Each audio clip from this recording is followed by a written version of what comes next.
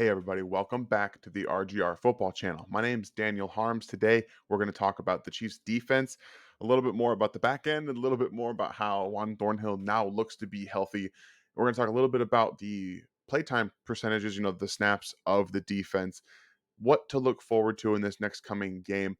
Really, we're going to focus on Juan Thornhill and what will appear to be an extreme come from behind story for him from everything we heard out of training camp and preseason, that he just wasn't maybe mentally ready. He was getting snaps with the third and fourth stringers all throughout preseason in terms of just continuously playing with them and not getting those rest reps that you see from all of the starters. So it was an interesting dynamic. He was forced into more playing time on Sunday with Mathieu out.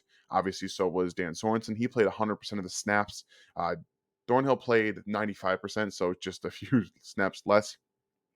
Armani Watts got in there a little bit too, which I like to see. I think that he showed some good tackling ability as well. I like Watts. I always have, and I hope that he gets the benefit of some playing time in the case that someone misses time. But we don't want to actually talk about that, so we're going to knock on some wood there. But Juan Thornhill's first half of this game was not. It wasn't good. It looked like he was in his head a little bit too much, second guessing a lot of things, which makes sense because the Browns were doing a ton of misdirection. They were making the Chiefs go one way, coming back with the run the other way. They were doing tons of play action off of those successful runs. They were really forcing the Chiefs defense to be what it's not in terms of you having to stop the run at all times to be able to stop those play action passes from being so so great. And one of the plays that really sticks out to me was the Anthony Schwartz pass down the field that was like 40 yards that he bobbled near the sideline, where Thornhill wasn't anywhere near him. Yes, I think that both the communication between Charvarius Ward and Juan Thornhill was off on that play, but he seemed to just like not box close out enough on him, whether Ward thought he was just supposed to pass him off to the safety help or not. It looked like both of them didn't understand what was going on. And the communication there left by Tyrann Mathieu, really important for the secondary, especially for a guy who we all thought wasn't as confident as maybe he should have been. So when the second half started for that game, that's when you started to see things turn around for Thornhill. He was starting to get downhill in the run game, make some plays, stop Nick Chubb from really building up a ton of steam and getting like 15, 16, 20-yard chunks at a time. He was still breaking off runs every now and then, but then he really started to change his dynamic with the fumble, the caused fumble that Ben Eman then went full fetal position on when he got it up, which is exactly what you want to see.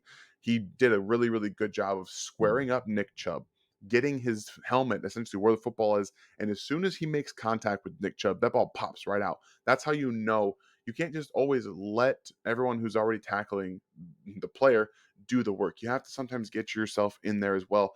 Maybe it's some confidence building. Maybe it's because you also can cause a fumble if you do it properly and you don't hurt anybody in the process. But yes, you put your head on the ball, not the player. That's how you can cause these fumbles, and especially when they're already going to the ground, you can help your team. You can cause a fumble. You can do things like that. You can make plays that help your team. The Chiefs were given a short field off of that. They put up some points on the board. Then that really gets the momentum going for the Chiefs defense. He was a huge catalyst for the momentum. In the second half, he looked so much more athletic. He looked fast. He looked like he wasn't second guessing all the time. Now, whether that had to do with the Chiefs forcing the Browns into more just run versus passing scripts, it was definitely easier for him to read. Maybe he got some communication at halftime that helped him settle down, that helped his brain, click into gear.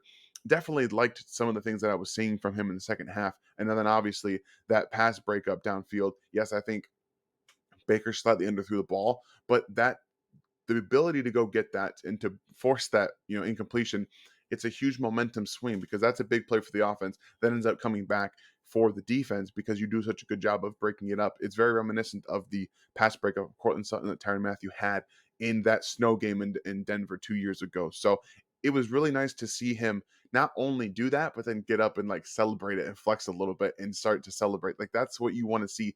That confidence boost going forward for Thornhill is going to be so important for this defense. Now that Matthew's going to be playing this week, so is Frank Clark. The arrow is pointing up for this defense after the first 3 quarters of this game. It was pointing dramatically down. And I think that is all about the feel and the confidence that you can have. I think that Frank Clark's going to add that swagger that the Chiefs defense plays with. Mathieu adds that as well. So those two coming back are going to be huge. Hopefully, Willie Gay Jr. is fully healthy, ready to go after his 3-week stint on the IR to start the season.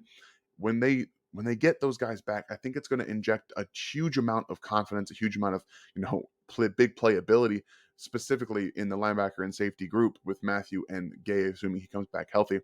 But the addition of Mathieu back into this lineup is going to also unlock Juan Thornhill, who, if he has that confidence back, if he plays like he played last week in the second half, and much like we saw him in coverage against the Bills in the AFC Championship game, this defense can sort of unlock itself. What we saw in this game against the Browns is exactly the worry that Ryan and I had going in. We knew that the Browns wanted to establish that physical domination, and they were able to do it seamlessly in the first half, running up and down this Chiefs defense at will, it seems. And that run play that everyone remembers that Joshua Kando was nowhere to be seen, and Nick Chubb runs to the end zone. It's a beautifully scripted run by the Cleveland Browns because they motioned a tight end across the formation from left to right.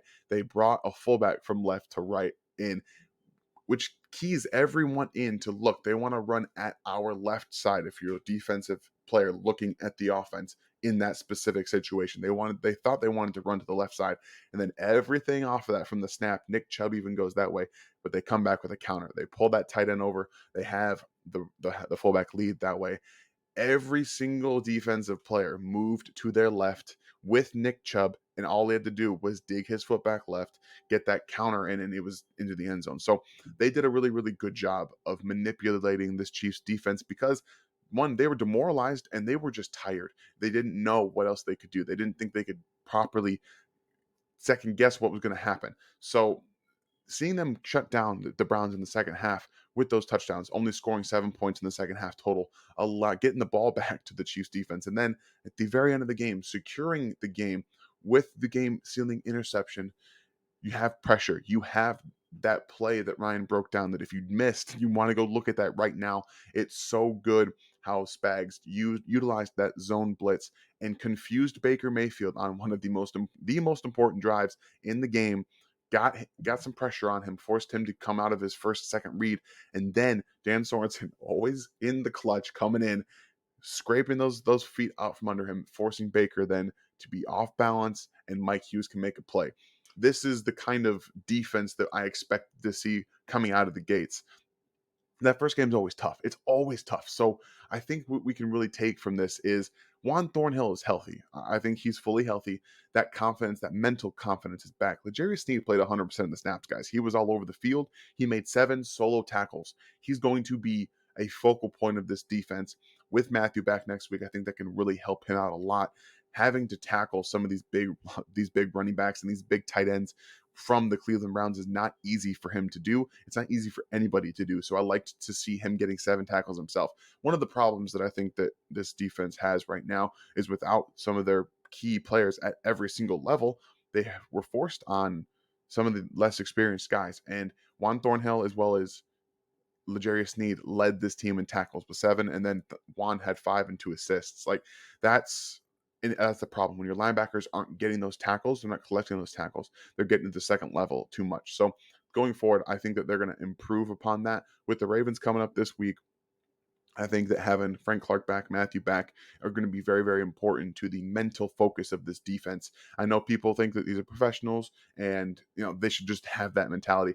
It's not easy. This is an everyday thing. Sometimes it gets a little monotonous. We all have things that we love to do, and sometimes it does get that way. So I'm very excited to see them going forward. I'm hoping Jarran Reed has a much better game, a better outlook going forward. He got bruised and bumped around and double teamed to heck out there without Frank Clark. So I'm hoping the addition of that goes through.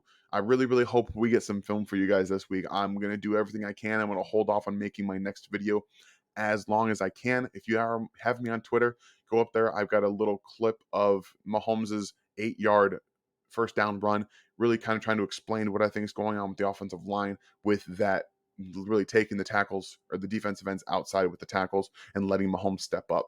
Like I said, I'm gonna do everything I can. I'm gonna scrounge the internet right now after this video to find film for you guys. I'm going to do everything I can.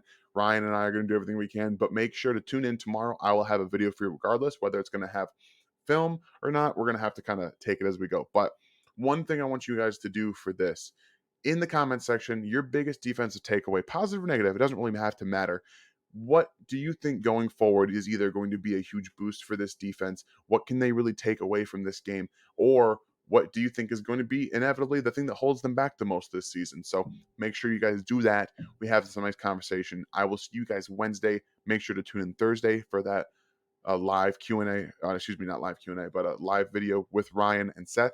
I know Seth might have access to tape, so that's going to be something I'm looking forward to as well. And then we'll have the game plan for you guys on Friday, so it's going to be fun. Have a great day. Thanks for watching this video from the team at RGR Football. Click these videos to see more and subscribe to RGR Football.